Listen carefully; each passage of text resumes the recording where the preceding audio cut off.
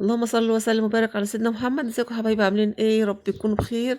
تعالى نعمل مع بعض بسكوت النشادر اللي هو بالمكنه، اللي هو البسكوت الفلاحي بتاع زمان دون. انا بقالي كتير كتير ما عملتوش بصراحه. انا على طول بشتغل ببسكوت الزبده اللي هو بالكيس، بس قلنا النهارده نجرب كده كيلو وطلع تحفه. مش شايفين التسويه بتاعته عامله ازاي؟ هنخش على الفيديو نشوف المقادير. عندي 6 بيضات، وعندي 250 جرام سمنة، اللي هو ربع كيلو يعني كوباية. لو هتعملي بالكوباية أنا عايزة 300 جرام. 250 جرام سمنة وهكمله زيت، يعني عايزة 300 جرام سمنة على زيت. تمام، عشان يبقى فيه شوية قرمشة كده. فهحط بتاع ربع كوباية زيت كده عليهم عشان يكملوا ال 300 جرام يعني. هنا كده عاملين معايا 300 جرام. تمام، هنبتدي نشتغل على طول بقى. ودون هتشتغلي بايديكي، مش محتاج ولا عجان ولا حاجه. انتوا عارفين الدراع تعبني، بس عملته بايديا يعني كان سهل، يعني مفيهوش تعب خالص. حطيت 6 بيضات، واحط الفانيليا، واحط كوبايتين سكر بودر، اللي هو بالكوبايات المعياريه، او كوبايه الشاي اللي انت بتشربي بيها الشاي. كوبايتين سكر مليانين، حطيت كوبايتين ومعلقه. هبتدي اقلبهم مع بعض كده لحد ما السكر يدوب بال بالويسك، اللي هو المضرب العادي دون. قلبي قلبي رشة الملح اللي احنا متعودين عليها في كل المعجنات، ونضربها كده لحد ما نرب البيض مع السكر، وابتدي انزل بالسمنة. في غلطة جت بقى، بس ده انا ماليش ذنب فيها، البياع هو اللي عملها، بس بستر ربنا يعني كان كل الخليط ده كان هيترمي في الارض يعني.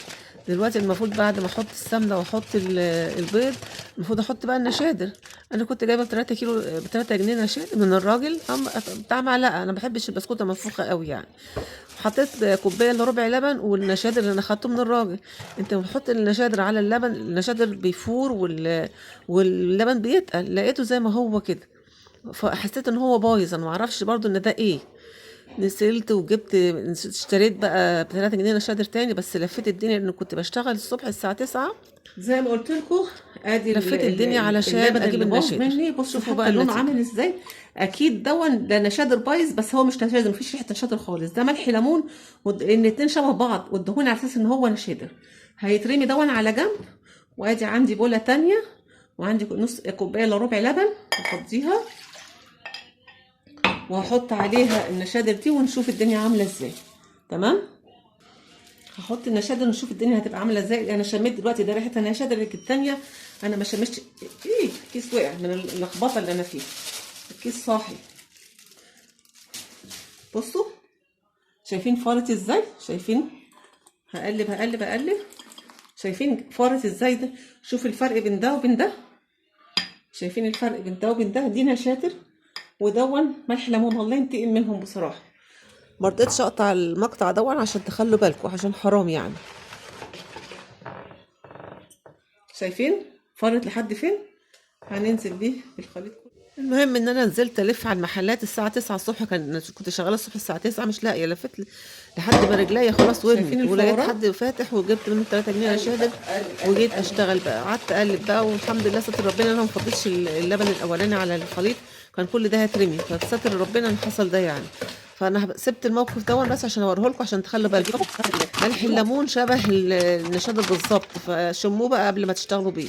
دلوقتي هشتغل في كيلو دقيق، فضيت كيلو دقيق كله، حطيت عليهم معلقتين نشا.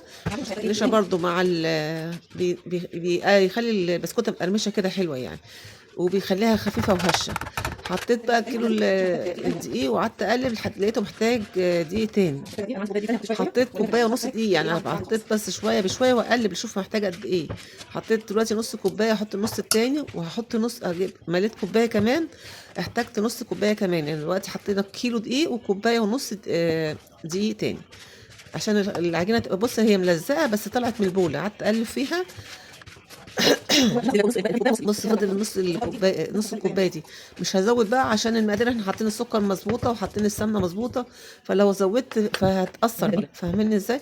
هي العجينه بقت تحفه، بس ايه، ملزقه شويه. كنت هنسى بقى البيكنج باودر، دماغي بقى لفت. النهارده كان يوم صعب بصراحه. عايزين معلقه بيكنج باودر واحده، ما حطيتش الباكت كله. معلقه بيكنج باودر واحده وخلاص، وعجلنا ونبتدي نشتغل في المكنه. تلفي وتقطعي بقى، وانت بتحطيها في الصاج تلفيها، تبرميها برمه كده صغننه كده، تطلع زي البسكوت الفلاحي بتاع زمان التحفه ده. انا من بدري ما عملتوش بصراحه، بس كان نفسنا نعمله وعملته الحمد لله. قدر الله وما شاء فعل. عايزاكم بس تخلوا بالكم من المشادر عشان ما تغلطوش الغلطه اللي انا ماليش ذنب فيها يعني. دلوقتي خلاص خلص، وبنحطه في الفرن بيستوي. طالع تحفه وهش وجميل وريحته جايبه اخر الشارع. الف هنا وشفا للي ياكل. ان شاء الله الفيديو بتاعنا يكون عجبكم، ويكون خدتوا نصيحه برضو حكايه المشادر دي. وان شاء الله تدعمونا بلايك شير سبسكرايب للقناه.